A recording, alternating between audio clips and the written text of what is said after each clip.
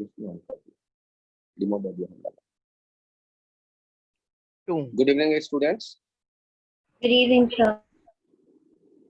तो अभी हम लोग न्यूटन्स लॉज ऑफ मोशन के बारे में बात कर रहे हैं और इसमें हमने देखे कि पहला लॉ हमें सजेस्ट करता है कि ऑब्जर्वर कौन सा हो जो न्यूटन्स लॉज ऑफ मोशन में लॉज अप्लाई करे अपने ऑब्जर्व इवेंट के लिए और उसे सही रिजल्ट मिले। तो आपको मैंने कहा था फर्स्ट लॉ कहता है कि कोई ऑब्जेक्ट रुका है तो नेट फोर्स उस पर 0 होगा, और यदि कोई ऑब्जेक्ट कांस्टेंट वेलोसिटी से स्ट्रेट पाथ पे जा रहा है तो भी नेट फोर्स उस पर 0 होगा। आप एक एग्जांपल देखिए,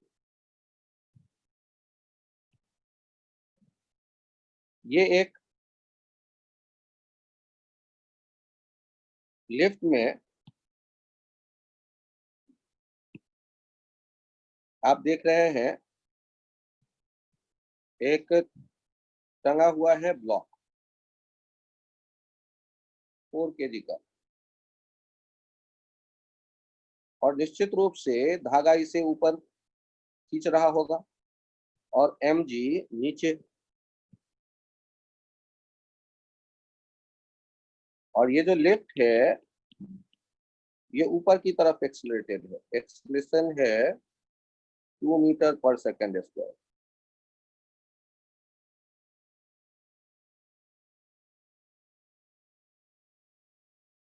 आप यदि कहते हैं कि एक ऑब्जर्वर इस लिफ्ट के भीतर है, एक ऑब्जर्वर इस लिफ्ट के भीतर है और इसे कह देता हूं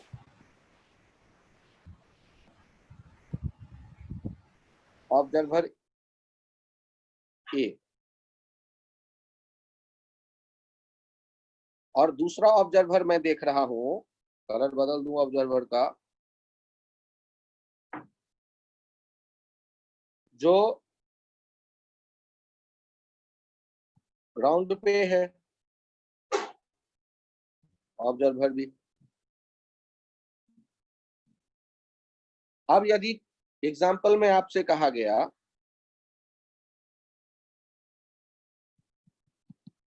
फाइंड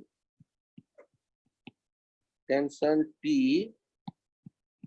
सोन, जो चित्र में दिख रहा है वो टेंशन T कितना होगा। तो जब आप सॉल्व करना शुरू करें इस क्वेश्चन को, तो सॉल्व करते वक्त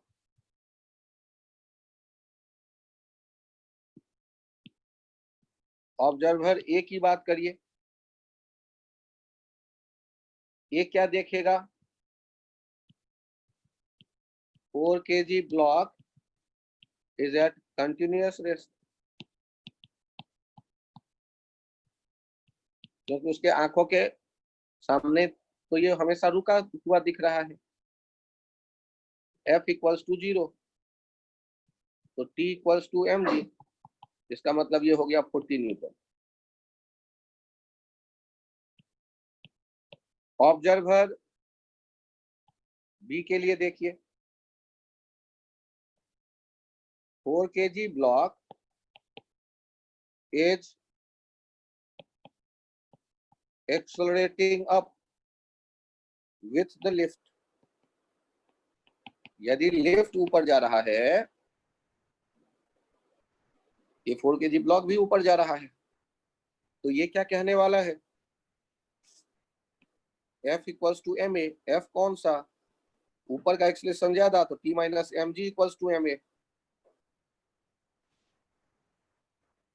T equals to m g plus a. M है 4, G है 10 और A है 2, ये हो गया 48 न्यूटन। अब या तो ऑब्जर्वर बी सही कह रहा है कि धागे में टेंशन है 48 न्यूटन, या ऑब्जर्वर ए सही कह रहा है।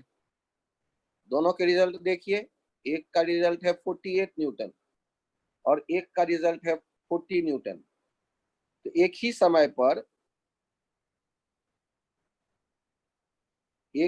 पर दोनों तो सही नहीं होंगे, या तो 40 न्यूटन आंसर होना चाहिए या 48 न्यूटन। तो न्यूटन्स फर्स्ट लॉ, मैंने आपको क्या याद रखने को कहा कि न्यूटन ने नियम कैसे बनाए, तो सेब खाते हुए सेब के पेड़ के नीचे बैठ करके उसने दुनिया देखा।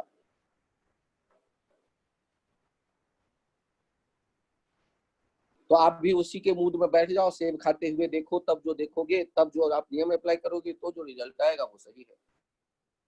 तो ये जो है ऑब्जर्वर बी, इसके लिए हम कहते हैं कि ग्राउंड फ्रेम। ये जो ऑब्जर्वर बी है ना, जमीन पे बैठा सेब खाता हुआ, इसको हम लोग कहते हैं ऑब्जर्वर बी। इसके लिए यूज करते हैं ground frame word, ground frame. और जो ऊपर इसके लिए देख रहे थे ऑब्जर्वर ए, ये कहां पर है?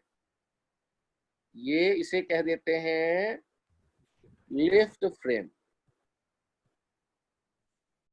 तो जिस फ्रेम में लॉ ऑफ इनर्शिया वैलिड है उसे इनर्शियल फ्रेम कहते हैं।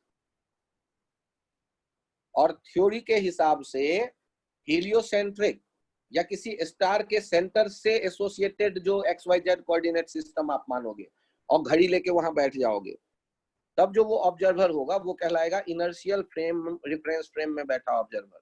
और इनर्शियल रेफरेंस फ्रेम से देखने पर कोई आइसोलेटेड ऑब्जेक्ट हमें या तो रुका दिखेगा या कांस्टेंट वेलोसिटी से स्ट्रेट पाथ पे चलता दिखेगा। और इनर्शियल रेफरेंस फ्रेम के रेस्पेक्ट में यदि कोई कांस्टेंट वेलोसिटी से स्ट्रेट पाथ पे जा रहा है एलिमेंट, कोई लिफ्ट, कोई कार, या कोई प्लैनेट, या कोई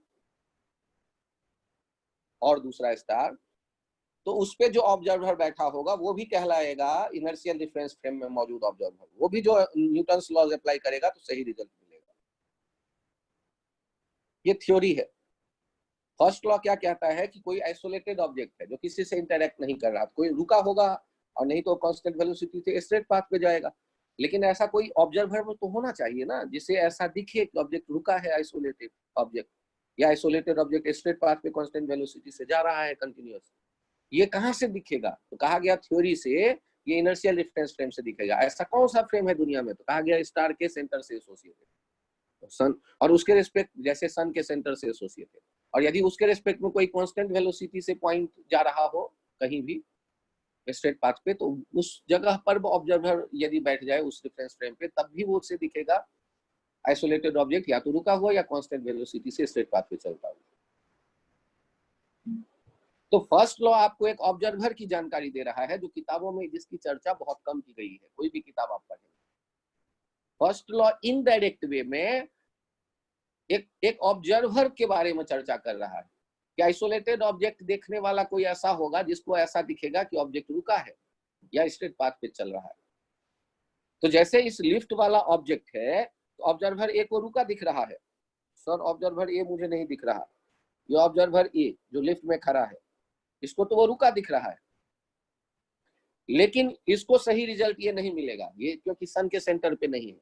अच्छा चलो, तो हम थ्योरी के हिसाब से मान लेते हैं स्टार के सेंटर से associated reference frame inertial, law of inertia valid, और उसके रेस्पेक्ट में कांस्टेंट वेलोसिटी से स्ट्रेट पाथ पे चलने वाला।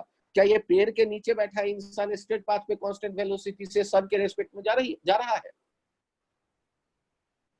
सर पेड़ के नीचे है वो तो रुका है। अरे भाई सन के रेस्पेक्ट में पूरा अर्थ ही घूम रहा है एलिप्टिकल पाथ पे सन के चारों तरफ। Class 9 Kepler's law, gravitation chapter, NCERT, CBSE board. तो आप यदि अर्थ को देखते हैं एलिप्टिकल पाथ पे घूमता तो स्ट्रेट पाथ पे तो ये जा ही नहीं रहा, तो ये इनर्शियल तो नहीं हो सकता। लेकिन न्यूटन ने जब नियम बनाए उस समय इतना एनालिसिस नहीं था। मतलब उसने तो बस नियम बना लिए, और वो भी ग्राउंड पे बैठ के सेब खाते हुए। तो आप भी day to day practical purpose के लिए, जैसे ये लिफ्ट में खड़ा ब्लॉक आप देख रहे हैं ऊपर जाता लिफ्ट के साथ, इसके लिए अर्थ को इनर्शियल रेफरेंस फ्रेम मान लेते हैं, जैसे न्यूटन ने नियम बनाए। और अर्थ के ग्राउंड के फ्रेम में यदि कोई कांस्टेंट वेलोसिटी से स्ट्रेट पाथ पे जा रहा है, चाहे लिफ्ट, चाहे कार, चाहे घोड़ा, चाहे साइकिल, तो उस पे जो बैठा होगा ऑब्जर्वर, वो भी इनर्शियल रेफरेंस फ्रेम में कहलाएगा। उसके आंखों से देखे गए इवेंट में भी आप न्यूटन के लॉज ऑफ मोशन अप्लाई करते हैं, एफ नेट बराबर एम ए लिख सकते हैं, यदि ऑब्जेक्ट कांस्टेंट वेलोसिटी से जाता दिख रहा है, रुका हुआ। तो हमने day to day practical purpose के लिए अर्थ के सरफेस पे बैठा कोई इंसान, उसे हमने ग्राउंड फ्रेम कहकर उसे इनर्शियल रेफरेंस फ्रेम मान लिया। उसमें लॉ ऑफ इनर्शिया वैलिड है, उसमें न्यूटन लॉ वैलिड है। तो आपका ये रिजल्ट 48 न्यूटन वैलिड है, ये करेक्ट, ये इनर्शियल रेफरेंस फ्रेम है, इसलिए इनर्शियल रेफरेंस फ्रेम ग्राउंड से associated reference frame, inertial reference frame day to day practical purpose के लिए। और लिफ्ट ग्राउंड के रेस्पेक्ट में कांस्टेंट वेलोसिटी से तो नहीं जा रहा है। बालक, इनर्शियल वर्ड को याद करो लॉ ऑफ इनर्शिया से, और रेफरेंस फ्रेम समझो एक coordinate system x y z और हाथ में एक घड़ी। A coordinate system with a watch is called reference frame. If coordinate system is attached with this tree, then the reference frame is called ground reference frame. Inertial reference, it is inertial reference frame for our day practical purposes. और ऊपर वाला जो lift है, यदि ये constant velocity से जा रहा है,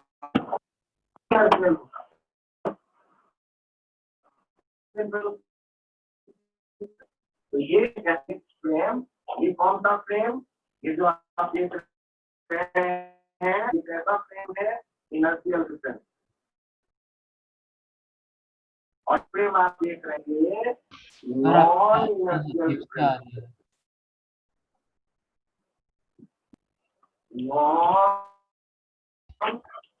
सर आपका शायद माइक का सर का इसे आवाज नहीं आ रही। तो हम लोगों ने अभी देखा सर आवाज नहीं आ रही सर, साफ नहीं है। Yes sir.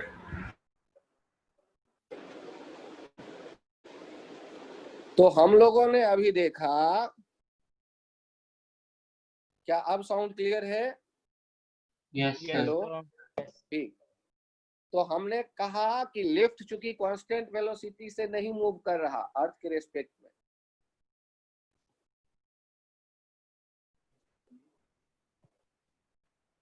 तो ये लिफ्ट तो चूंकि एक्सेलरेटेड है ग्राउंड के रेस्पेक्ट में, तो नॉन इनर्शियल। सन के रेस्पेक्ट में अर्थ भी एक्सेलरेटेड है, आर्क सर एलिप्टिकल पाथ होने के कारण, लेकिन वो एक्सेलरेशन जी के रेस्पेक्ट में नेग्लिजिबल है, इसीलिए day to day practical purpose में उसका इफेक्ट कोई खास नहीं आता।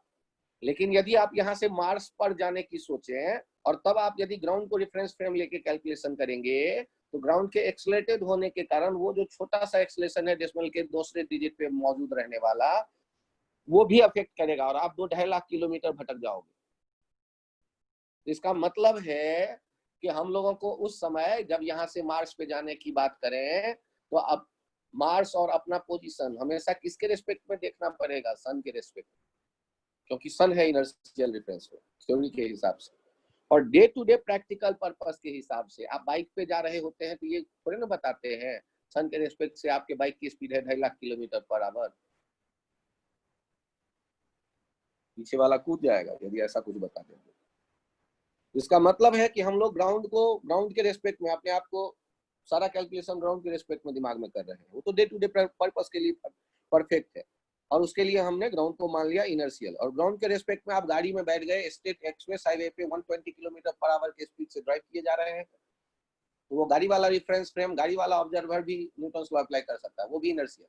लेकिन यदि आप 60 किलोमीटर पर आवर या 20 किलोमीटर पर आवर के स्पीड से मोहल्ले में चक्कर लगा रहे हैं इधर उधर गलियों में, तो फिर वो आप इनर्शियल रिफरेंस फ्रेम नहीं है। क्यों? क्योंकि आपका डायरेक्शन बदल रहा है, वेलोसिटी का, स्पीड तो फिक्स है। आप यदि मेरी गो राउंड किसी झूले पर बैठ गए, घूम रहा है चारों तरफ, तो वो भी उस पर बैठ गए, तब भी आप इनर्शियल रेफरेंस फ्रेम में नहीं, नॉन इनर्शियल में हो गए। तो आपके जो सारे लॉ हैं वो रिजल्ट सही देगा जब आप इनर्शियल रेफरेंस फ्रेम में एज ए ऑब्जर्वर मौजूद हो।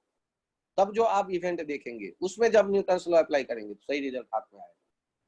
नॉन इनर्शियल फ्रेम के सही रिजल्ट के लिए हमें कुछ और खास एक स्टेप एक्स्ट्रा सोचना पड़ेगा, जो बाद में 99% चैप्टर जब कंप्लीट हो जाता है तो बाद में देखते हैं एक लाइन, और वो तुरंत समझ में आ जाएगा, कोई खास नहीं है। तो फिलहाल हम लोग सारा ऑब्जर्वेशन कहाँ से लें? तो सारा ऑब्जर्वेशन लेंगे ग्राउंड फ्रेम में। सारा ऑब्जर्वेशन कहाँ से लेंगे? ये बेस्ट ऑब्जर्वर, बेस्ट ऑब्जर्वर, ये एप्पल ट्री और ये न्यूटन। एप्पल ट्री के नीचे बैठा न्यूटन, और यही है बेस्ट ऑब्जर्वर। इसी ने नियम बनाए, इसी तरह आप न्यूटन से कम थोड़े ना हो, आप इसी तरह नियम अप्लाई करो, आपके रिजल्ट सही आएंगे। तो अब ये तय हो गया कि यदि ऑब्जर्वर आपको कहाँ रहना है, आपको रहना है सेब खाते हुए सेब के पेड़ के नीचे बैठ के, दौड़ते भागते नहीं, खान हमेशा बैठ के खाना चाहिए। आराम से बैठिए, सेब खाइए, और क्या पता एक सेब से काम ना चले दूसरा सेब फिर पेड़ से तोड़िए, बैठिए लेकिन वही।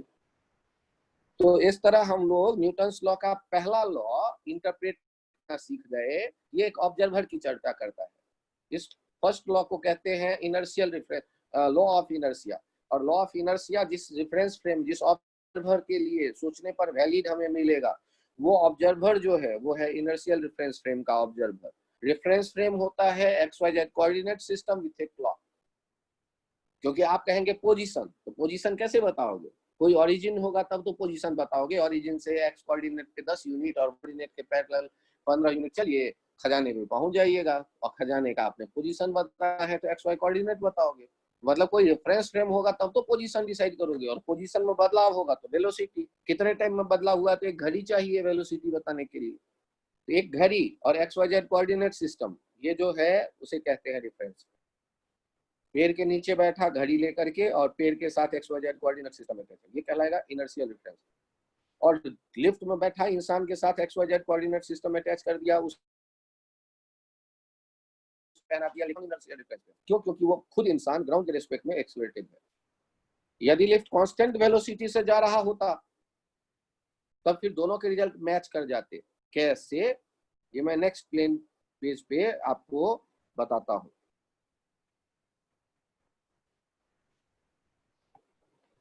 यहां देखिए, यदि यही लिफ्ट है और यहाँ एक ऑब्जर्वर है और ये 3 kg का एक ब्लॉक है, यहाँ टेंशन थी, और वो जो सेब का पेड़ है वो आज फिर आपने एक लगवाया पेड़, और यहाँ ये A ऑब्जर्वर है और यहाँ ये B ऑब्जर्वर है। और लिफ्ट जो है, वेलोसिटी ऑफ लिफ्ट ये है 8 मीटर पर सेकेंड और कहा गया कांस्टेंट। और अब इस एग्जांपल में आपसे कहा गया T का वैल्यू क्या होगा, बताइए। 30 न्यूटन। तो अब यदि आप कहते हो सॉल्व करते वक्त ऑब्जर्वर ए, ऑब्जर्वर ए क्या कहेगा?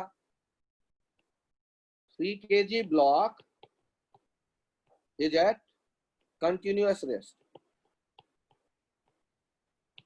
ये कह देगा F0 और T बराबर mg बराबर 30 न्यूटन। और ऑब्जर्वर बी क्या कहेगा? Block 3 kg block is accelerate is moving up with constant velocity, moving up with constant velocity।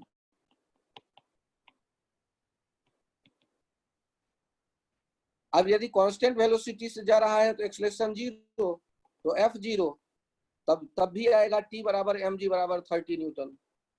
अब गौर करो तो पहले कितना आया था T का वैल्यू और अब कितना आया T का वैल्यू, दोनों अलग अलग है या एक जैसा है? एक जैसा। का मतलब अभी दोनों के रिजल्ट सही है, क्योंकि ये जो लिफ्ट में है खड़ा ऑब्जर्वर वो भी इनर्शियल रेफरेंस फ्रेम है, क्योंकि डिफिनीशन क्या कहता है कि डे टू डे पर्पस के लिए मैंने मान लिया है अर्थ को इनर्शियल, और इसके रेस्पेक्ट में कांस्टेंट वेलोसिटी से स्ट्रेट पाथ पे जाता दिखेगा तो वो भी होगा इनर्शियल।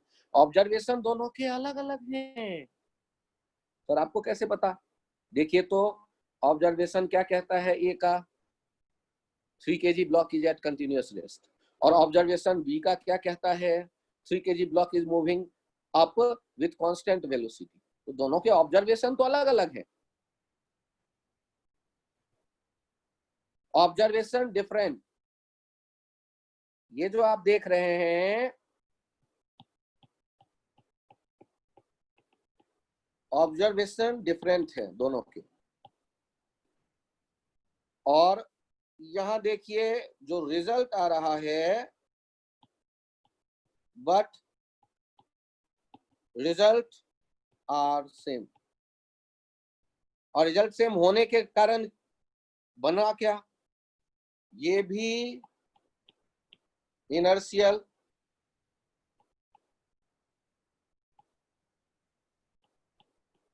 रेफरेंस फ्रेम, और दूसरा भी इनर्शियल रेफरेंस फ्रेम।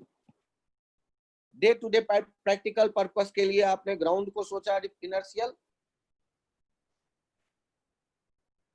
और यदि उसके रेस्पेक्ट में कोई स्ट्रेट पाथ पे कांस्टेंट वेलोसिटी से जाए, चाहे लिफ्ट में, चाहे कार में, चाहे घोड़े पे बैठ के, चाहे साइकिल पे, तो वो भी होगा इनर्शियल। और वो सब देख के जो रूल अप्लाई करेगा न्यूटन्स के लॉज, उनसे जो रिजल्ट आएंगे वो रिजल्ट सही होंगे। और देखिए दोनों रिजल्ट एक जैसे ही है, दोनों सही है। और यदि लिफ्ट वाला नॉन इनर्शियल था तो उसका रिजल्ट अलग आया था, और हमने सही किसको माना था, इनर्शियल वाले।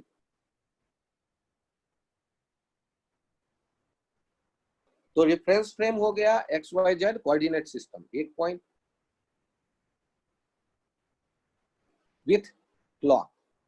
और प्रैक्टिकली इनर्शियल रेफरेंस फ्रेम वो हुआ जिसमें लॉ ऑफ इनर्शिया या Newton's laws of motion valid है।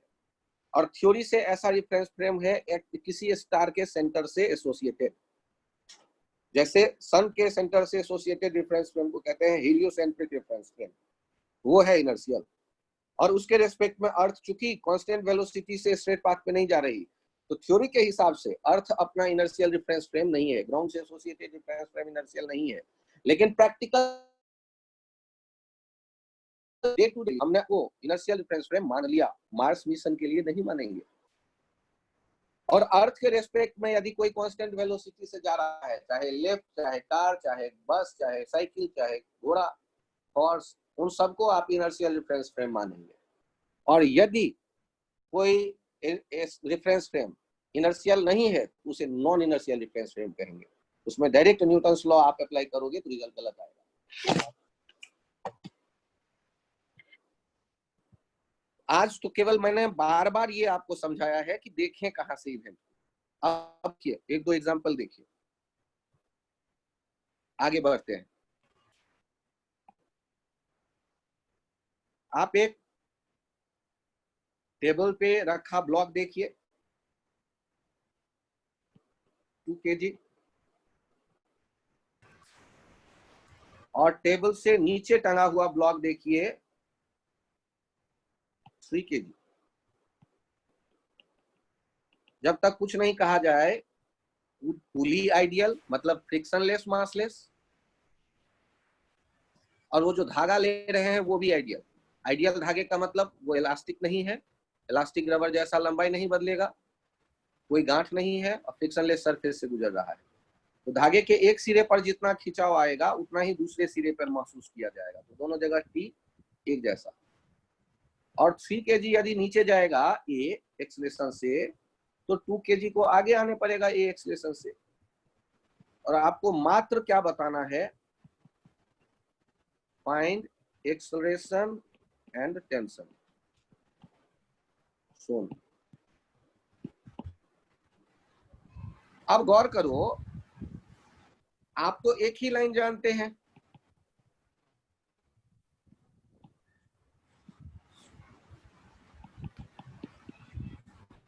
F net equals to m a. देखिए तो फॉर 2 kg, 2 kg को आगे खींच के कौन ले जा रहा है, टी, टी बराबर 2a। फॉर 3 kg, 3 kg को नीचे कौन ले जा रहा है, टी या एम जी। और धागा या खींच रहा है, तो धागा खींचता है, तो धागा किधर खींचेगा, along the string away from object. आप टेबल को बांध के खींचेंगे तो टेबल को धकेल थोड़े ना सकते हैं। ये भी 3 kg के सर के ऊपर धागा बांधा है, तो वो तो ऊपर खींचेगा धागा। 2 kg के राइट साइड में धागा बंधा था, तो 2 kg को राइट साइड खींच रहा था धागा। अब आप 3 kg के लिए देखिए, किसको बड़ा मानोगे, एक्सेलरेशन किधर है, एक्सेलरेशन दिख रहा है नीचे, mg 30 minus T, net force हो गया इक्वल्स टू 3a। ये इक्वेशन 2 हो गया। और इन दोनों इक्वेशन को ऐड कर दो, ऐड करेंगे तो टी और टी कैंसिल आउट हो जाएगा। और नहीं, फ्रॉम 1 एंड 2 आप टी का वैल्यू पहले वाले इक्वेशन से लाकर दूसरे वाले इक्वेशन में रख दो। 30 इक्वल्स टू 5a, टी के बदले आपने पहले वाले इक्वेशन का वैल्यू दूसरे वाले इक्वेशन में 2a रख दिया। a equals to 30/5 that is 6 metre per second square. और t इक्वल्स टू, फिर से देख लीजिए, 2a, ये हो गया 12 न्यूटन। क्या ये एग्जांपल पसंद आया आप लोगों को? Yes, sir. यस तो हम लोगों ने ये पता किया कि सिचुएशन थोड़ा सा बदल दिया तो टेंशन कैसे निकलेगा।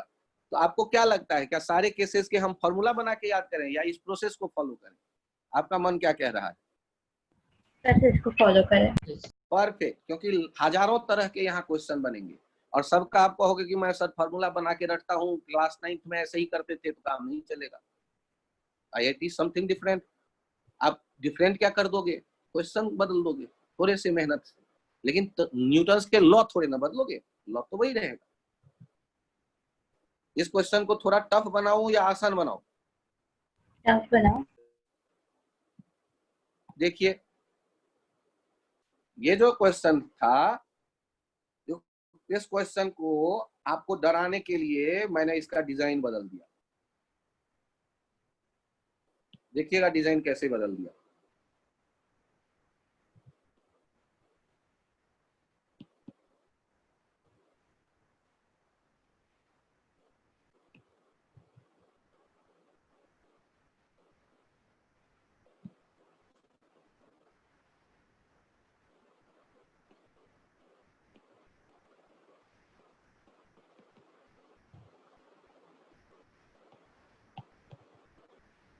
अब मुझे ये बताइए, ये जो धागा है 2 kg से बंधा हुआ, वो कहां कहां गया?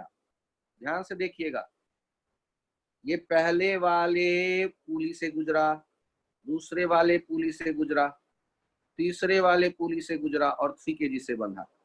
3 kg यदि नीचे जाएगा तो 2 kg को किधर जाना पड़ेगा? ऊपर। और आप एक ही धागे में एक सिरे से दूसरे सिरे तक एक ही जैसा टेंशन देखोगे। अब बताइए मुझे कि इस क्वेश्चन में यदि हमसे कोई कहे कि बताओ टी और के क्या होगा, फाइंड टी एंड ए सोन, तो सॉल्व करते वक्त पहले बताओ ये 2 kg के लिए किसको बड़ा मानोगे, टी को या 2g को? टी को। परफेक्ट। तो t minus 2g equals to कितना हो गया, 2a। और दूसरे में किसको बड़ा मानोगे, 3g को या t को? जी को G minus T 3g minus T equals to 3a। और इन दोनों इक्वेशन को ऐसे ही हमेशा दो इक्वेशन बना लेंगे, दो अननोन है तो ऐड कर दो, तो ये कितना हो जाएगा, t और t कैंसिल आउट हो जाएगा जब ऐड करोगे तो। सर यहाँ कितना आ एक्सेलरेशन 2 जाएगा? मीटर पर सेकंड। परफेक्ट। तो आप जब ऐड करोगे तो नीचे आने वाला है 3g minus 2g, that is g।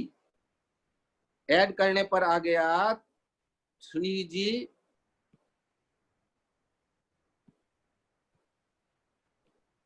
Minus 2g equals to 5a। और सॉल्व कर लो, g equals to 5a, a equals to g by 5, 10 by 5, that is 2 metre per second square.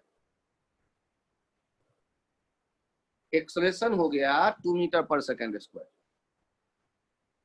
Find t and a soon. Acceleration हो गया 2 metre per second square. 2g कहाँ से 4 आएगा? Newton. हाँ,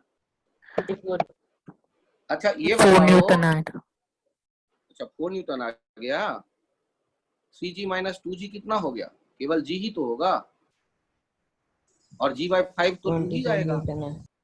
हाँ, अरे कहाँ कैलकुलेशन मिस है, स्क्रीन पे देख के बताओ। 2g 20 होता है, 2g कहाँ से आया है, तो यहाँ mg कहाँ से लिखोगे? 24 न्यूटन होगा। 24 न्यूटन।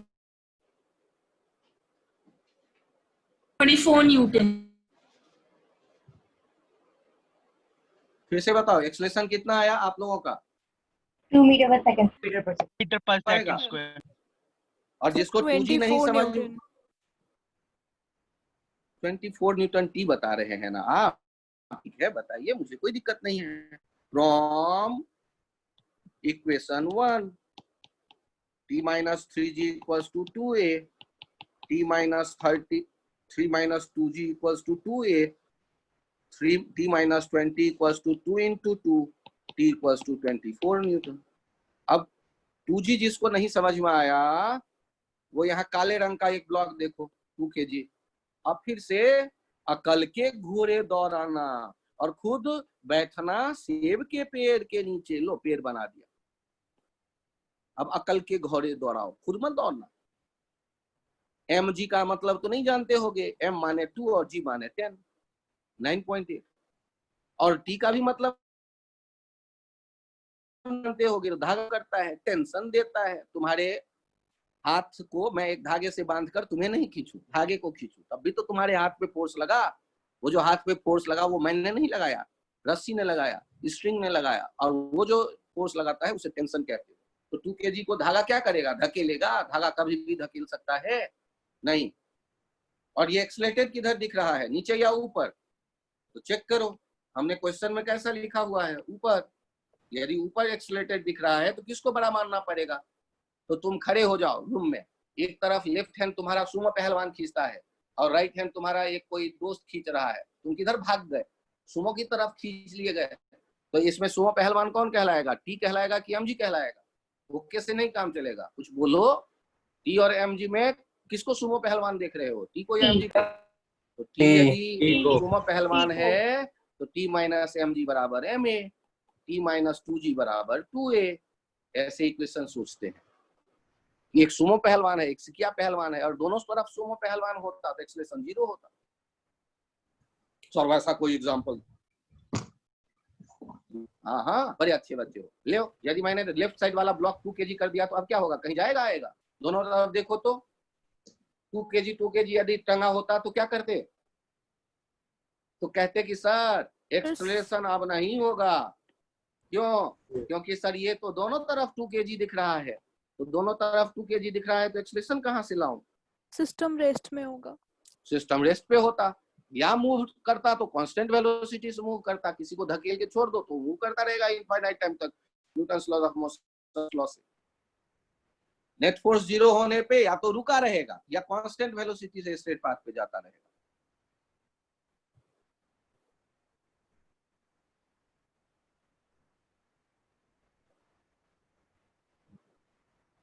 देखिए, यदि इस क्वेश्चन को थोड़ा टफ बनाने का मन करे सर टफ मत बनाओ, आप तो आसान समझाते नहीं हो और बनाने लगते हो टफ। घबराओ मत, टफ नहीं समझने के बाद पिछला वाला आसान आसान लगने लगता है। ले दोनों तरफ धागा है और दोनों तरफ ब्लॉक टांग दिया, एक इस तरफ भी, इधर है 3 kg,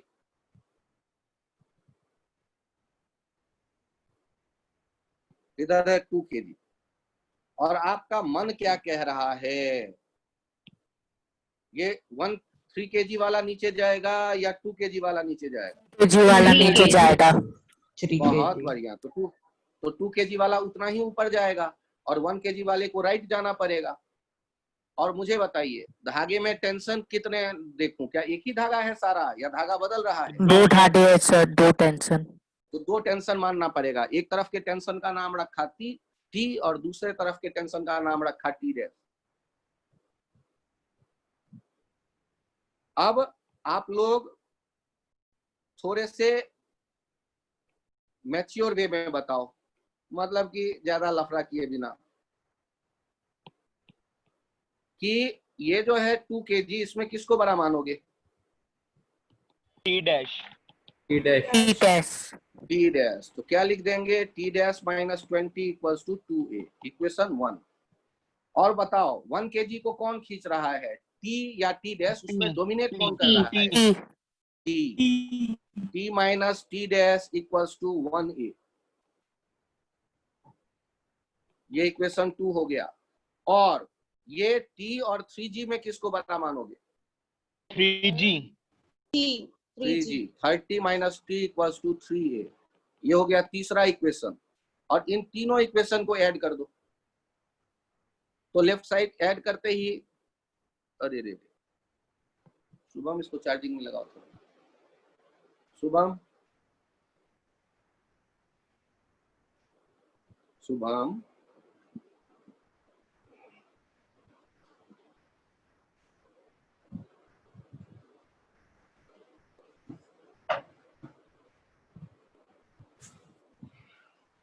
कहाँ पे है? चार्जिंग में लगाओ, चार्जिंग में लगाओ।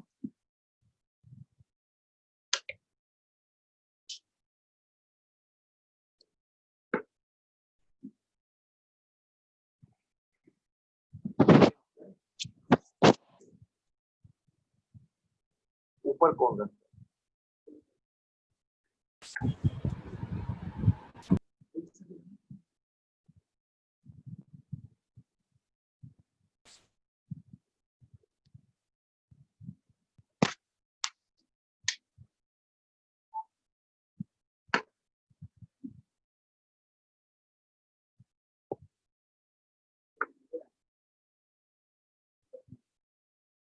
तो उसके इक्वेशन आपने लिख दिया, ऐड करके तो टी आ जाता है, ये आ जाता है। 325 न्यूटन आ रहा है, ए 5.3 मीटर पर सेकेंड। एक बार क्वेश्चन दिखा दो फिर से। एक बार फिर से वो दिखेगा कैसे? मुझे फिर से बनाना पड़ेगा। हाँ दिखा। उंडो कर दो सर। अब बताओ, हो ये गया आ गया, सारा। चेक करो। 30 माइनस 20 इक्वल्स टू 5a, तो यहाँ से चेक कर लो। 10/5 that is a equals to हो गया 2 metre per second square. Sir वो 6 और किसी 6a, सॉरी सर 6 से होगा। यहाँ, हाँ हाँ 6a, यहाँ 6a आया, 5/3 तो मीटर वो पर हो जाता second. 10/6, 5/3, 5/3 5/3 metre per second square. और किसी एक इक्वेशन में रख दो तो टी और टी डैश दोनों बारी बारी से निकल आएगा। अब बताओ इसमें तीनों इक्वेशन में कौन सा इक्वेशन पहले समझाऊं, इक्वेशन 1, 2 या 3? सर तीनों। उससे अच्छा है नया क्वेश्चन देखो, फिर मजेदार। ये देखो,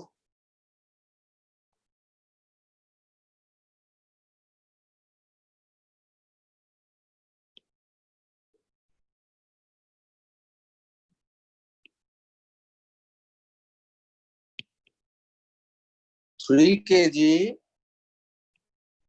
और इधर फोर्स लगा रहे हो 40 न्यूटन, ये 2 kg। एग्जाम्पल देखो, और मुझे ये बताओ क्या लग रहा है, ये जो है 2 kg वाला वो लेफ्ट जाएगा या राइट जाएगा? लेफ्ट। क्यों? राइट। 20 tension for potato. आराम से सोचो किधर जाना चाहिए। Sir right. सर अगर टेंशन फोन 4 ज्यादा आपको आई थी कहा तो गया 3 तेजी की तरफ, नहीं तो 4 फाइंड की तरफ। T and A। अच्छा सोचो 2 kg को लेफ्ट कौन ले जाना चाहता है? 40 न्यूटन। और 2 kg को राइट कौन खींचना चाहता है? 30 न्यूटन। 3G। तो ताकतवर कौन दिख रहा है? 30 या 40? 50 न्यूटन। तो इसका मतलब है कि A को जाना पड़ेगा लेफ्ट, और 3 kg नीचे नहीं जा सकता, उसको किधर जाना पड़ेगा? अरे बोलो ऊपर। तो, नीचे या ऊपर? ऊपर। तो अब हम कैसे इनको सॉल्व करें? देखिए 2 kg के लिए देखिए, f minus t equals to 2a means 40 minus t equals to 2a, equation 1। और दूसरे में किसको बड़ा मानोगे आप? t को या 3g को? T. टी को। t को या 3g को? t T। को। ये हो गया 3a, इक्वेशन 2। इन दोनों इक्वेशन को ऐड कर दो तो कितना आ गया? 40 minus 30 equals to 5a। Acceleration आ गया 10/5, that is 2 मीटर पर सेकंड स्क्वायर। सर हाँ बोलो sir. Sir f minus T 2a कैसा आया? न्यूटन बड़ा मेहनती था, केवल दिन भर सेब खाता था, और सेब खाते खाते उसने एक नियम बताया। कौन सा नियम बताया? सेकंड लॉ, जल्दी बोलो। f इज अरे equal to second law m। बोलो तो। इक्वल टू m में एफ कौन सा है? F net. तो एफ नेट में कौन कौन कितने फोर्स लग रहे हैं, लेफ्ट और राइट? 2 या 4? तो 2, एक टी और एक एफ। टी और एफ में ये जा किधर रहा है? एफ की तरफ। सर क्यों जा रहा? अरे यार वो 30 और 40 में 40 ताकतवर है इसलिए उधर जा रहा है, 30 ताकतवर होता तो उधर जाता। तो अब ये एफ और टी में किसको बड़ा मानोगे? एफ को। एफ माइनस टी बराबर 2a। 40 माइनस टी बराबर, एफ कोई अकेला वाला ना है एफ ये, लेकिन एफ नेट होता है ना न्यूटन सेकंड लॉ में हमें। तो नेट कैसे मिलेगा? दो फोर्स एक तरफ होते तो एफ प्लस टी, अपोजिट है तो f minus t. Theta angle पे होते तो under root f square plus t square plus 2f t cos theta करते स्क्वायर रूट।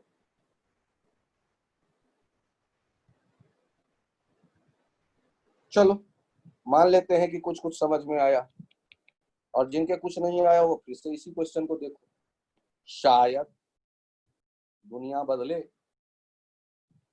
और आपके तुरंत समझ में आ जाए। दुनिया ना बदले तो क्वेश्चन बदले और आपके समझ में आ जाए तुरंत। देखिए इधर खींच रहे हैं आप एफ 10 न्यूटन लगा के, और फिर से आपसे कहा गया फाइंड टी एंड ए। मुझे ये बताइए अब कौन सा डोमिनेट करेगा? 30. 30। तो किधर जाएगा 30? 3 kg वाला नीचे, और 2 kg वाला लेफ्ट जाएगा या राइट? Right. बहुत बढ़िया। तो सॉल्व करते वक्त बताइए कौन सा नियम था? न्यूटन बड़ा मेहनती था, f net equals to m a. तो 2 kg के लिए देखिए कौन बड़ा माना जाएगा? सर मुझे क्या पता। अच्छा कौन किधर लगा रहा है force? T minus f equals to 2a, T minus 10 equals to 2a। ये हो गया इक्वेशन 1। और 30 और T में किसको बड़ा मानोगे आप? 30। हाँ, अरे बालक एक्सेलरेटेड किधर है? ये नीचे की तरफ या T की तरफ? ऊपर। 3 kg किधर जा रहा है? अरे 3 kg देखो किधर जा रहा है? नीचे। अरे ऊपर जाता तो जब 10 वाला लग रहा है तो 10 वाला 30 को थोड़े ने खींच के ले जा सकता है। अकल तो लगा लो। यदि 30 नीचे जा रहा है मतलब सुमो पहलवान कौन हुआ? 3G सुमो पहलवान कहलाएगा या T कहलाएगा? 3G. तो 3G minus T, 30 minus T बराबर 3A। यदि ये देखने में गड़बड़ करोगे तब तो पूरा चैप्टर डूबेगा। कोई बायंस वायंस A equal to 4 meter per second. हाँ, ये हो गया 20/5 4 मीटर पर सेकेंड स्क्वायर। इसी एक में रख दो तो डी आ जाएगा। अब एक काम करो, इतने के बाद, इतने इक्वेशन लिखने के बाद आप लोग हैंड राइज करो, इनको ये यहाँ तक थोड़ा सा कंफर्ट मिल गया है।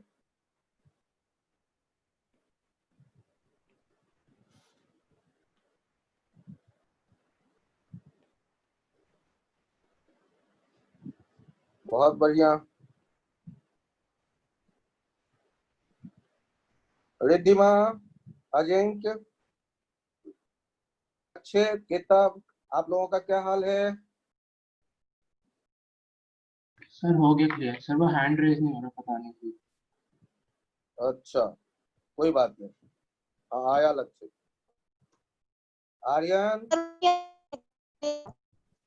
अच्छा ठीक है। दिव्यांशु, हाँ बहुत बढ़िया, ठीक है। चलिए, तो मैं मान के चलता हूं कि आप लोग इसके साथ कंफर्टेबल हो रहे हैं धीरे धीरे।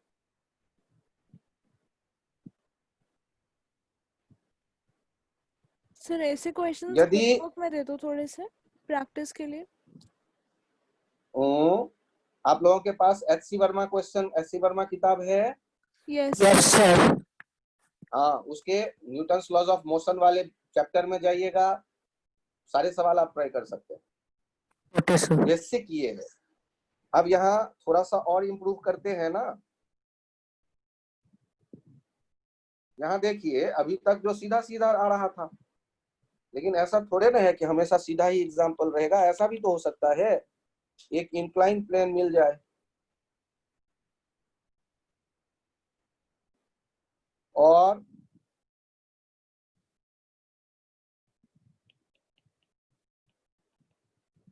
इंक्लाइन प्लेन का इंक्लाइनेशन दे दिया गया है 30 डिग्री।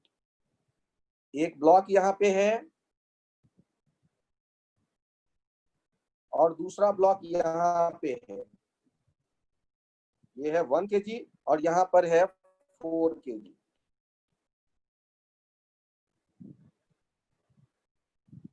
अब यदि आप बात करते हैं कि ये 4 kg नीचे जा रहा है इंक्लाइन प्लेन पे स्लाइड करते हुए और 1 kg ऊपर आ रहा है स्लाइड करते बढ़ते हुए। पुली तो फिक्स है, आइडियल पुली मजबूत है। तो मुझे ये बताइए कि इसको नीचे लाने का काम कौन करेगा? क्या mg नीचे लाएगा या mg sin 30 नीचे लाएगा? MG sin 30. sin 30. परफेक्ट। तो अब जो इक्वेशन आप लिखेंगे वो इक्वेशन कैसे लिखेंगे? mg sin 30 minus t equals to 4a। m के बदले भी कितना लिख लेंगे?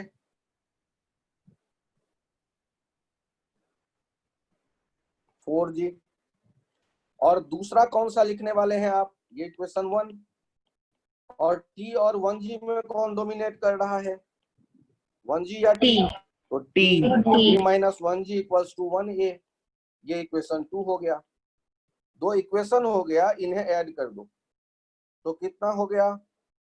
4g sin 30 minus 1g equals to 5a। 4g हो गया 40 sin 31/2, 20 minus 10 that is 10, 10/5 that is a equals to 10/5 that is 2 meter per second square। अब कुछ बच्चों को ये लगे कि सर उधर mg sin थीटा कैसे आया? एक काम करो, इंक्लाइन प्लेन देखो और यहाँ 30 डिग्री देखो। फिर से देखो, ये इंक्लाइन प्लेन देखो यहाँ mg ऐसे आता,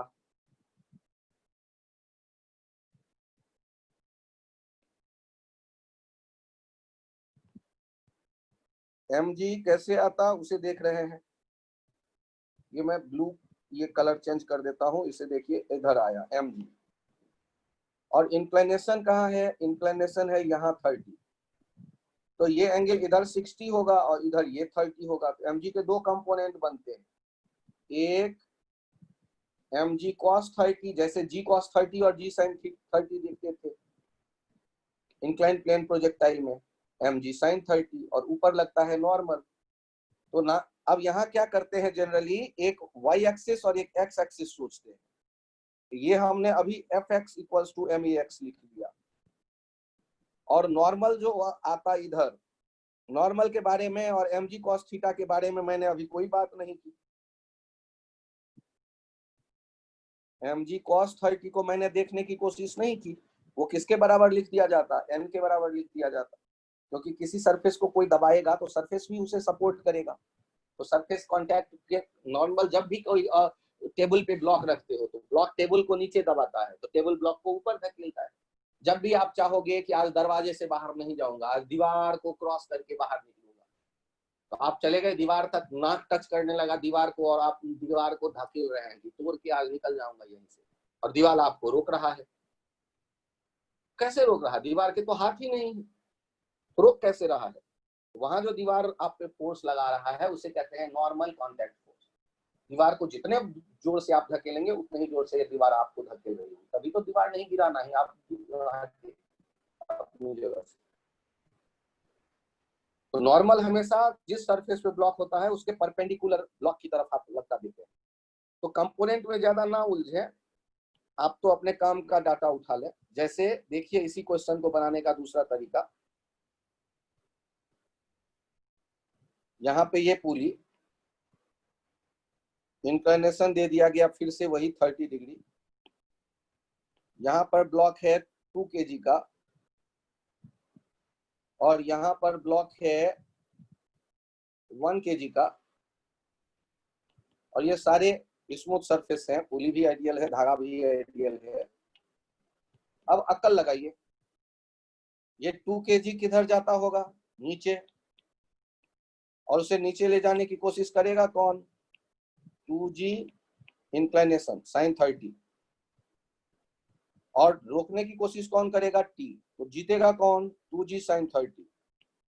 कहा गया find t and a, find t and a। अब यदि यहाँ पर 2g सॉल्व करते वक्त आप देखते हैं, सॉल्व करते वक्त मैं कलर बदल दूं, यहाँ देखिए सॉल्व करते वक्त ये ग्रीन कलर से, तो लिख रहे हैं f net equals to m a. कहानी तो सबके लिए यही लिखेंगे। तो 2g sin 30 minus T equals to 2 into a, पहला इक्वेशन। और दूसरा इक्वेशन, दूसरे वाले ब्लॉक को आगे कौन ले जा रहा है? यही ना टी, और तो कोई है ही नहीं रोकने वोकने वाला। उनके लिए क्या लिखेंगे? T minus T equals to 1 into a, ये इक्वेशन 2। इन दोनों इक्वेशन को ऐड कर दो, टी और टी कैंसिल आउट हो जाएगा जैसे ही ऐड करोगे। तो देखो बचेगा कौन? 2g sin 30 equals to 3a। ए का वैल्यू हो गया g/3,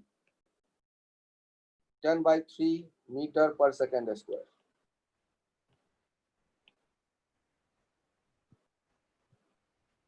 तो ये थोड़ा थोड़ा सबके समझ में आया या नहीं? आ गया सर।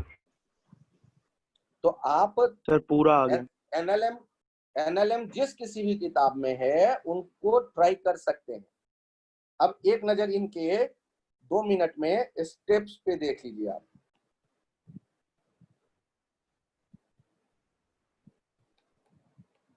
स्टेप 1,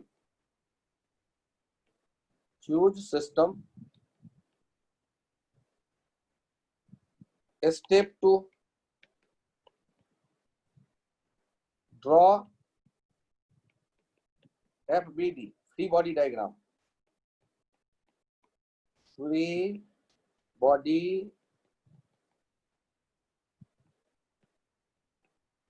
इसका मतलब क्या होता है?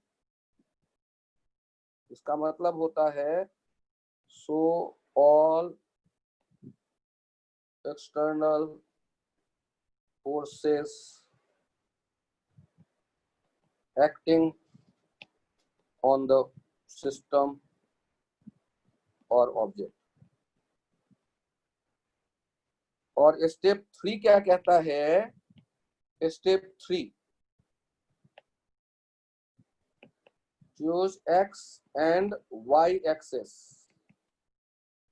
choose x and y axis। अब x और y axis चूज करके क्या करेंगे? then resolve all the forces along x and y। और step 4 use fx equals to max, fy equals to may। ये समेशन fx, समेशन माने add करना सारी fx का नेट, और समेशन fy मतलब fy का net equals to may। ax और ay क्या है? एक्सेलरेशन के भी x और y कंपोनेंट। यदि किसी डायरेक्शन में एक्सेलरेशन ना हो तो 0 कर दीजिए। यूज इतना टू गेट रिजल्ट। कई बार केवल x लिखने से ही काम चल जाता है भाई, लिखते ही नहीं। ये है स्टेप्स। ये क्या है यहाँ जो बगल में लिखा गया है?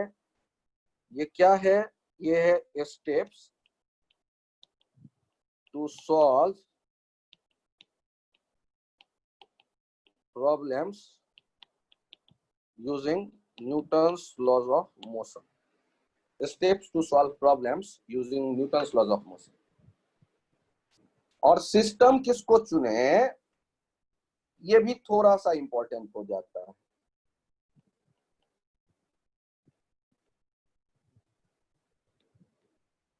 हैविंग सेम ए। अब यदि दो ब्लॉक का एक्सेलरेशन एक जैसा है तो उनको आप समेट कर एक झोले में डाल देंगे और उसे एक सिस्टम कह दे सकते हैं। का मतलब आपको मैं समझाने के लिए एक एग्जांपल ले रहा हूं, ध्यान से सुनिए। स्टेप 1 है चूज सिस्टम, स्टेप 2 है एफबीडी बनाइए। मतलब फोर्स देखिए कौन कौन लग रहा है। हर एक फोर्स का कारण होगा, धागे के कारण टेंशन। अब यदि आपको मैं कहूं कि एक्सेलरेशन बताओ, ये 3 ब्लॉक है और इसको खींच रहे हैं आप, ये 1 kg, ये 2 kg और ये 3 kg, और आप लगा रहे हैं 36 न्यूटन का फोर्स। स्मूथ सरफेस पे ये है, टेंशन 2 दिख रहा है, 2 धागा है तो टी और टी रेस। ये सारे के सारे ब्लॉक क्या आगे जा रहे हैं? तो सबका एक्सेलरेशन एक जैसा होगा या अलग अलग होगा? और आपसे कहा गया ये टी कितना होगा बताइए। तो आप सॉल्व करते वक्त ऐसे सोच सकते हो जैसे ये जो तीनों ब्लॉक है ये किसी एक झोले में रखा हुआ है और झोले को बाहर से खींचा जा रहा है। कितना फोर्स लगा के? जैसे कार के भीतर बैठ के आप कार को नहीं धकेल सकते, वैसे ही झोले के भीतर बैठ के आप झोले को एक्सेलरेट नहीं कर सकते। एक्सेलरेशन कितना है? A. F equals to m a जो लिखेंगे, ये तो सबका कॉमन है, तभी तो झोले में डाला आपने। ये SY सिस्टम का मास, तो F कितना दिख रहा है? 36 और सिस्टम का मास 1 + 2 + 3 झोले का मास। एक्सेलरेशन कितना हो गया? 36/6 दैट इज 6 मीटर पर सेकंड स्क्वायर। अब यदि कोई कहता कि T बताओ कितना होगा, तो नया सिस्टम सोचते हम, क्योंकि झोले के भीतर कोई चीज तो हमें दिखेगा नहीं। तो आप यदि 1 kg को देखें तो 1 kg को आगे कौन खींच रहा है? T, और एक्सेलरेशन है A। ए आप कैलकुलेट कर चुके, नया system T equals to 1 × A, 1 × 6, ये 6 न्यूटन हो जाता T। यदि आपको चाहिए 2 kg पे टेंशन, तो आप क्या करोगे? 1 और 2 kg को एक झोले में डाल दो, और उसको कौन खींच रहा है, ये टी डैश। तो टी डैश इक्वल्स टू क्या लिख दो, 1 + 2 × a, that is 3 × 6, that is 18 Newton. तो ये सिस्टम चुनने का आइडिया यदि आपके समझ में आएगा, ऐसे बहुत से क्वेश्चन में आपको फायदा मिलेगा। इसे धीरे धीरे करके अगले टर्न पे मैं और समझाता हूँ। और आज वाले लेक्चर का रिकॉर्डिंग तो मैंने कर लिया है, आपको वो शेयर भी कर दूंगा, इन्हें आप फिर और देख लेना एक बार, ठीक है। अभी के लिए इतना ही रखते हैं। Thank you, bye bye, good night. Thank you, sir. Next, Good.